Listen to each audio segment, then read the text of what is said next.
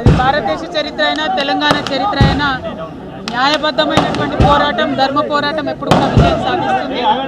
నా విషయంలో కూడా ఎటువంటి తప్పు చేయలేదు కాబట్టి ఖచ్చితంగా ఒకరోజు న్యాయం గెలుస్తుంది, ఒకరోజు ధర్మం గెలుస్తుంది, నిజం నిలకడ మీద గెలుస్తుంది అని చెప్పి నేను తెలంగాణ ప్రజలందరికీ కూడా తెలియజేస్తూ ఉన్నాను. ఆ రోజు కోసం ఖచ్చితంగా పోరాటం చేస్తూనే ఉంటాం. ప్రజాక్షేత్రంలో ఇంకా బలంగా పనిచేస్తాం.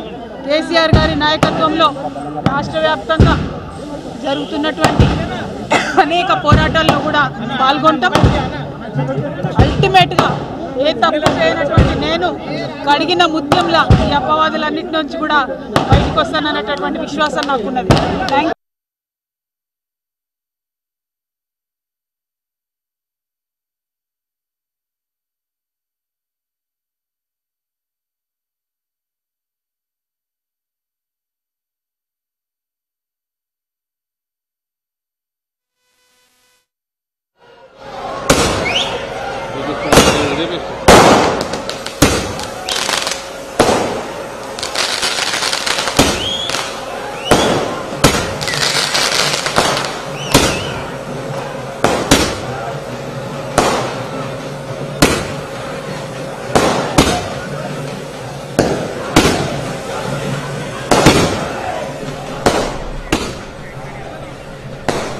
ఢిల్లీ నుంచి హైదరాబాద్ కి చేరుకున్నారు కవిత. కవితకు ఎయిర్పోర్ట్ లో టీఆర్ఎస్ శ్రేణులు, కుటుంబ సభ్యులు ఘన స్వాగతం పలికారు.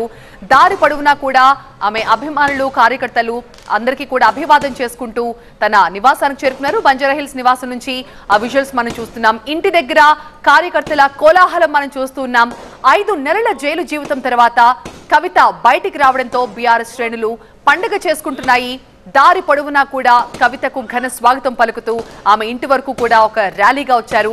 ఇకపై ప్రజాక్షేత్రంలో బలంగా పోరాడతారంటున్నారు కవిత. తాను కడిగ ముత్యంలా బయటకు వస్తానని చెప్పారని, అలాగే బయటకు వచ్చాను అంటున్నారు కవిత. చరిత్రలో ఎప్పుడైనా న్యాయం, ధర్మమే గెలుస్తుంది. ప్రజాక్షేత్రంలో ఇకపై తనను చాలా బలంగా చూడబోతున్నారని కూడా ఒక హింట్ ఇచ్చారు. అలాగే తనను ఈ పరిస్థితులకు తీసుకొచ్చిన వాళ్ళందరికీ కూడా వడ్డీతో సహా చెల్లిస్తారంటూ ఇప్పటికే ప్రత్యర్థులకి వార్నింగ్ కూడా ఇచ్చారు. ఇక ఆమె ఇంట్లోకి వెళ్లి మళ్ళీ బయటకు వచ్చి అక్కడున్న కార్యకర్తలందరినీ కూడా ఉద్దేశించి మాట్లాడుతూ ఉన్నారు. ఈ కష్టకాలంలో, కష్ట సమయంలో తనకి సపోర్ట్ చేసిన తన కుటుంబానికి అండగా నిలిచిన అభిమానులు, పార్టీ కార్యకర్తలందరికీ కూడా ఆమె మనస్ఫూర్తిగా ధన్యవాదాలు తెలియజేశారు. కవిత నివాసం దగ్గర చాలా కోలాహల వాతావరణం కనిపిస్తోంది.